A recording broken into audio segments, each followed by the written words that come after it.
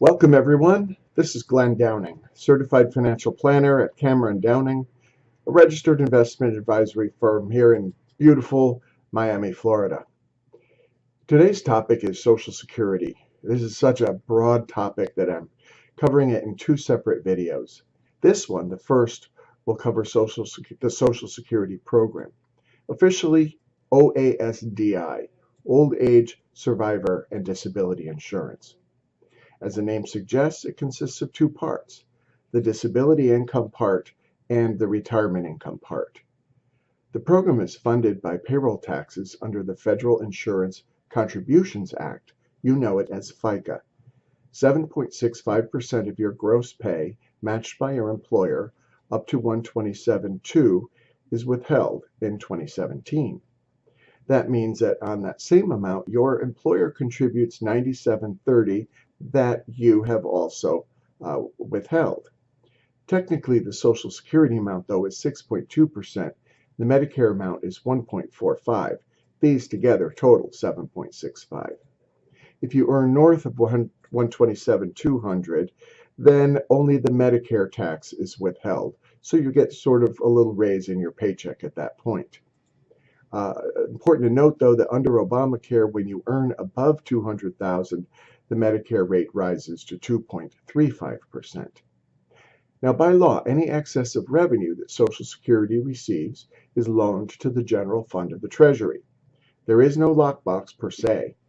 Estimates vary widely, but sometime in the 2030s, Social Security is expected to have no further surpluses, but would instead need to borrow funds from the Treasury. This is the underfunding that we read about not infrequently in the news. Now, as with anything federal, the rules surrounding OASDI are detailed and complex. My intent here is just to provide a good, broad overview. In order to be covered, one must have 6 quarters of creditable coverage for disability income insurance and 40 quarters of coverage for retirement income. The definition of disability is very strict under Social Security. You must not be able to perform any gainful work. There's a 5-month waiting period before benefits are paid, retroactively to the filing date, and the disability must have lasted for 12 months or be expected to do so. After 24 months on Social Security disability, one also qualifies for Medicare benefits, even if well short of age 65. The retirement benefit is based on your PIA, or your primary insurance amount. This is a calculation of how much of your earnings will go toward calculating your benefit.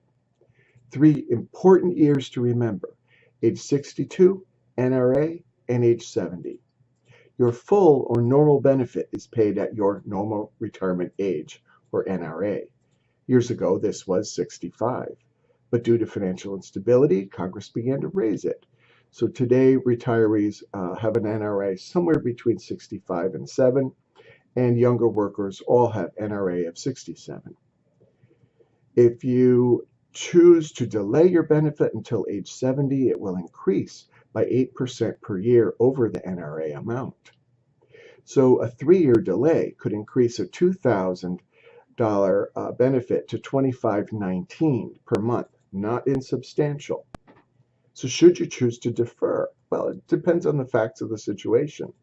If there's longevity in your family, your parents are doing well in their 90s, you might want to consider delaying. On the other hand, if you've had some health issues, not longevity in your family, maybe you want to take it now while you enjoy it. Basically, Social Security reserves a pool of money for you. If they pay out a larger amount over a shorter period of time, statistically, it's about the same number of dollars being paid out. But if you live past the life expectancy tables, it's a really good deal for you. Now, how about early retirement before NRA? There is a reduced benefit available at age 62. The reduction in benefit can be calculated without too much difficulty as long as the worker's PIA is known. Multiply the PIA by the number of months before 65, divide by 180.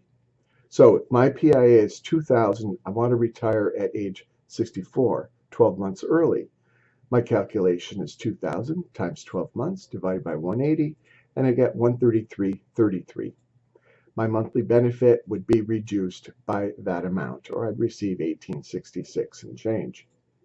There's another hugely important consideration here in drawing Social Security before NRA, and that's the loss of benefits.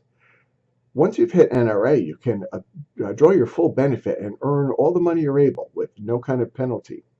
But before NRA, there are two rules. The first is that the government will deduct $1 from your benefit check for each $2 you earn above $15,720.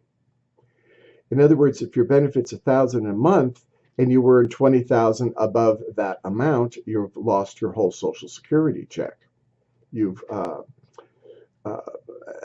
would calculate this and hold it back in the following subsequent year.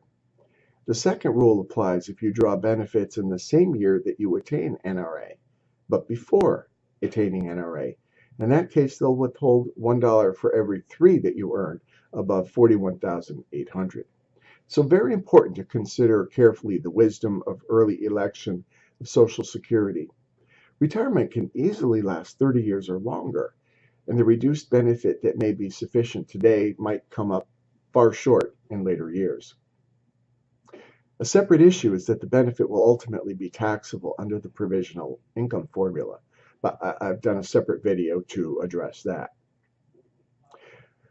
Who can claim retirement benefits? Well, the insured retiree, of course. The retiree's spouse is also entitled to a benefit.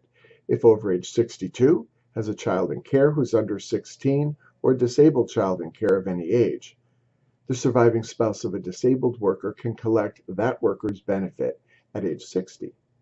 A divorced spouse, that is a former spouse of an insured worker, can collect benefits on that worker's PIA if over age 62, the marriage lasted at least 10 years, the divorce was more than 2 years ago, and the former spouse has remained single.